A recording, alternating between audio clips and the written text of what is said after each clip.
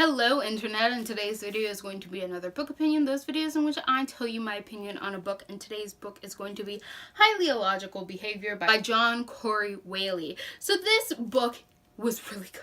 I really like this book. So this book follows two main characters. So there is this boy named Solomon, and he cannot step outside of his house. He has that disability where you are trapped inside of your own house because when you go outside you get anxiety attacks and you just can't handle the outside world without your body just trying to break down on you. And so because of that, he has been living in his house for like the last 3 years. Now, a girl from his middle school remembers that he had a freak out back when he tried to attend school, and she finds him once again. She decides, because she wants to be a psychology major but she doesn't really have the money, she's going to psychoanalyze this kid and then write a paper on him so that she can turn in that paper to potentially get this full writing scholarship. So she befriends this kid for the sake of her scholarship. Like, she's just a real bitch. Like, oh my gosh.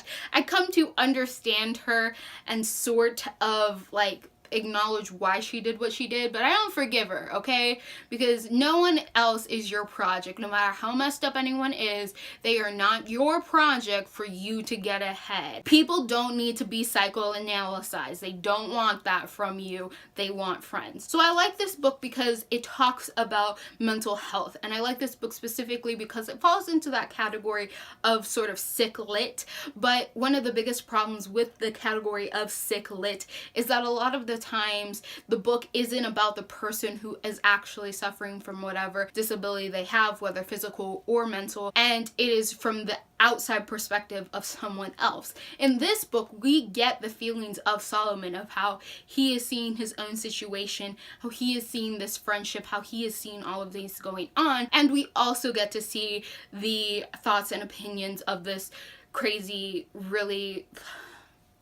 this girl, okay? Like, I'm just calling her the girl. So we get to see the girl's thoughts, but we also get to see Solomon's thoughts. So I really like this book because he gets his own voice to explain, hey, these are my issues. I fully recognize I got a lot of deep-seated anxiety issues that really need to be taken care of, that I know I can't handle by myself, that I know that I'm gonna be stuck in this house probably forever because I can't handle the outside world like the average person. And he acknowledges this and he accepts this. So I like seeing like these sort of relationships, and I think the most important takeaway from this book is, one, everybody has issues. Like, whether or not you acknowledge them or not, whether or not you were officially medically diagnosed, everyone has a bunch of issues. And what we need to do is acknowledge that we have these issues, these problems, and then we try to figure out workarounds as much as we can to not let this issue we have become a complete disability. Because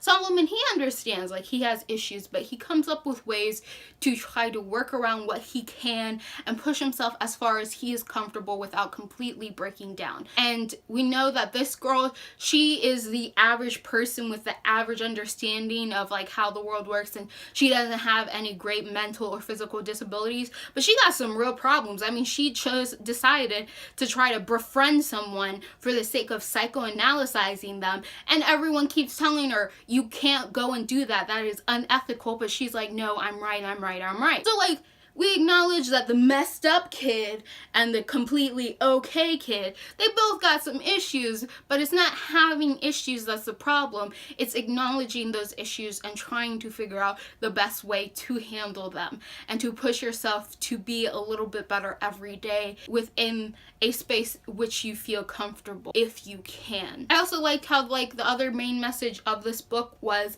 people don't need other people to fix them. We don't need fixers. No one wants a fixer in their life. We need friends. Because what Solomon needed was friends all along. He needed someone to be his companion, to listen to him talk dorky stuff and everything, which this girl's boyfriend ends up being his best friend. And he needed that sort of stuff to sort of help him get through these issues he was having. And it turns out this girl needed the same. She needed some friends to just kind of smack her in the head. We don't need people to fix the issues we have. We need people to be friends with us and help us get through them ourselves. So I liked everything about this book. It's a very, very short book. It's a very nice book. I like seeing these two perspectives from these two different people revolving around this idea of mental health and what is healthy versus what is not, and this idea that people don't want to be psychoanalyzed and they don't need to be psychoanalyzed, and you can't just fix everything because you said so.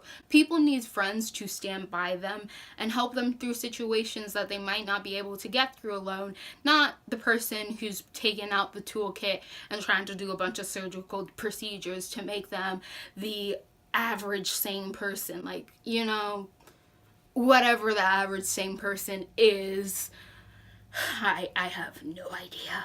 But overall, really, really great book. So if you like books in which they discuss mental disabilities, if you like books in which they could discuss like a disability that really is a hindrance at times, but you want it done in a way where it's really respectful to both the person with a disability and gives the perspective of someone on the outside and how they are perceiving it, then I would say read this, because this is a version of, say, Sick Lit that I'm just like, yes, because we get the voice of the person who is actually going through this. I'm not quite sure like how much own voices this is by the author, but since I am of the belief that everybody has a bit of mental issues, I say its own voices as far as I can tell. Like, I didn't go and look up this guy's history on what sort of like mental disorders he may or may not have. So I would just say Highly Illogical Behavior is like an A-grade book. This is an A+++ in my opinion, and I will definitely be reading it because I really like this book. Like, it's as easy as that. I really like this book. So if you like what you're seeing here and you want to continue to see more, click all those bunnies down below, and goodbye, internet.